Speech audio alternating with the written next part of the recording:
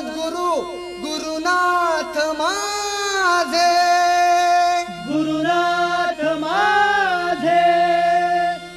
शिवपुरा चांदे बुवा, वाकवली गजानन बुवा, कविराज माझे.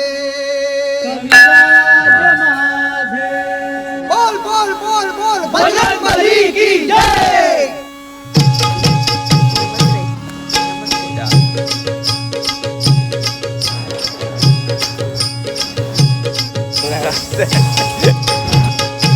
काय मग मंडळींनो, येत आहे ना कोकणात?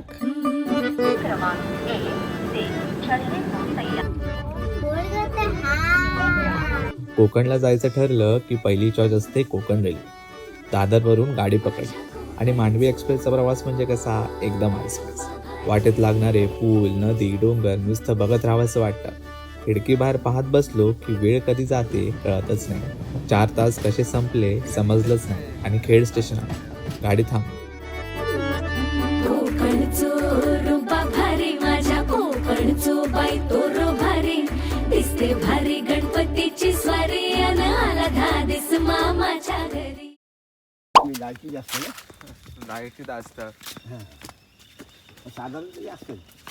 हा, साधारण असतो. थंडी नाही ना इतकी. मुंबईला कुठे एवढी थंडी आहे? मुंबईला कंपन्या लाईटी जास्त, झाडं आहेत ना मुंबईला. आणि झाडं नाही जास्त. मुंबईला बघायला भेटतो का असं धुकं इतकं? ते पण म्हणजे एवढं धुकं आहे की अक्षरशः घरं मागची दिसत नाही. So welcome back to the blog guys. आणि आता आपण गावी आलो. सकाळचे 7 वाजलेत आणि तुम्हाला आजूबाजूचा परिसर बघून कळत असेल किती फॉग आहे.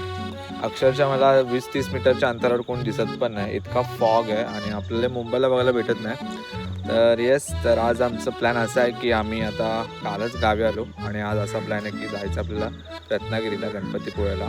एक चिपळूणचं मंदिर आहे परशुरामचं, तिकडे जाणार आहोत. जे काही ठिकाण तर रत्नागिरी फिरायचा प्लॅन चालला आहे. तर मी माझ्या फॅमिलीसोबत आलो आहे आणि आपण बघूया आपल्याला आज काय काय बघायला भेटतं.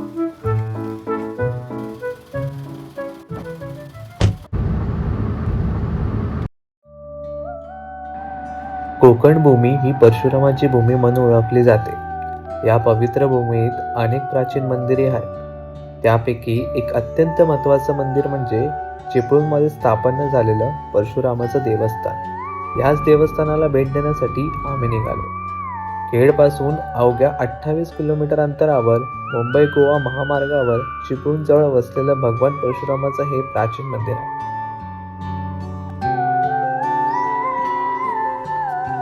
चिपळूणला आलोय. भगवान विष्णूचा 6वा अवतार म्हणजेच परशुराम मंदिर.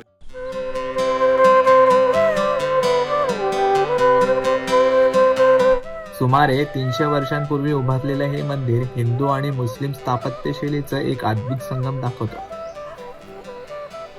घाटातून वर चढत जाणाऱ्या पायऱ्या, दगडी भिंतींनी वेढलेले मंदिर आणि आत 3 पवित्र मूर्ती, काल, काम आणि परशुराम. या मूर्ती ब्रह्मेंद्र स्वामींनी इथे आणलेल्या, जे छत्रपती शाहू महाराज, कान्होजी आंग्रे आणि पेशव्यांचे गुरु होते.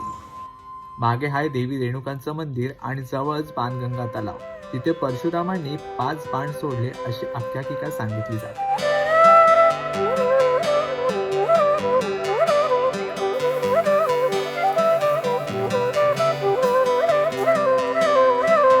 छान आमचं दर्शन झालं परशुरामाचं.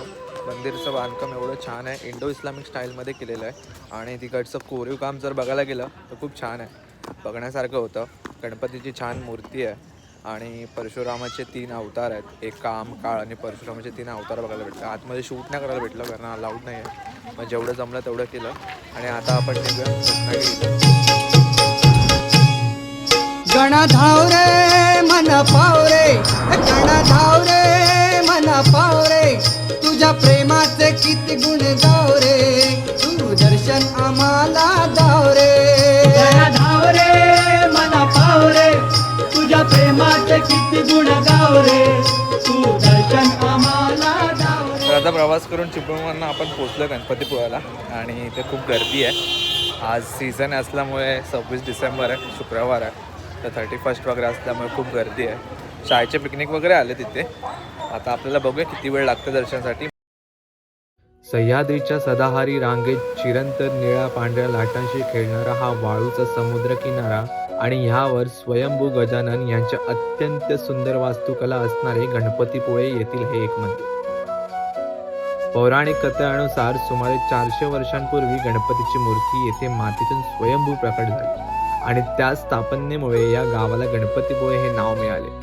या प्रसन्न गणपतीला वंदन करण्यासाठी भक्त संपूर्ण टेकडीची प्रदक्षिणा घालतात, ज्यात समुद्र किनारा आणि निसर्गाचे मोहक देखावे अनुभवता येतो. दरवर्षी हजारो भाविक या स्वयंभू गणेशाच्या दर्शनासाठी येतात. निसर्गरम्य वैभवाने नटलेले हे पवित्र स्थान जिथे गणेश दर्शन झाल्यावर मन नक्कीच भयमुक्त होते.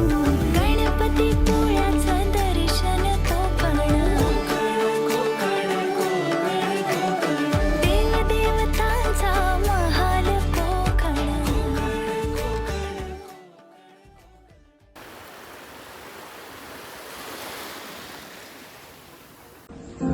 सागराने नाविका मनी संकट मोठे पेरले, वादळाने होडीस एकादश दिशांनी घेरले. शिड तुटले खिळ तुटले कथा काय या वल्लाची, नाविकासही फिकीर नव्हती पुढे राहिल्या पल्ल्याची. नशीब नव्हते पाठीशी नव्हता अनुभव गाठीशी, उभा टाकला एकटाच युद्ध होते वादळाच्या वळवर्ष साठीशी. स्वबळी विश्वास मोठा त्याच तोड कर्तृत्वही, रौद्र वादळ शांत झाले पागळले शत्रुत्वही.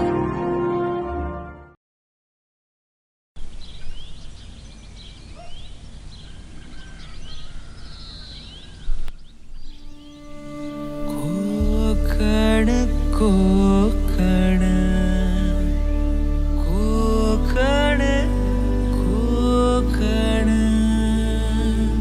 मात्र 2 दिवस गावी आलो होतो, पण जाताना इथून मायेचा, आपुलकीचा आणि मनात साठवून ठेवावा असा एक सुंदर अनुभव घेऊन चाललो आहे. आपुलकीचा प्रवाह कोकण. कोकण म्हणजे मायेचं घर, सुख, समृद्धी आणि विविधने नटलेला जणू एक स्वर्ग. इथली साधी भोळी शब्दात गोडवा भरते आणि आजीच्या हाताची भाकरी त्या प्रेमाला चव देते.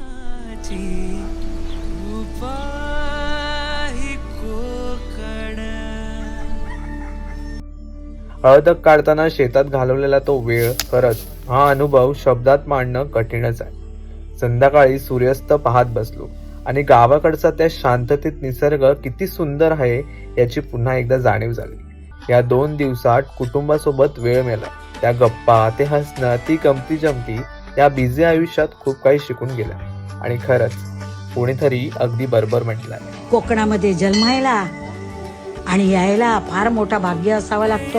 पावन जमीतून गंगामाई, जन्म कोकणातला गत जन्मीची पुण्याई.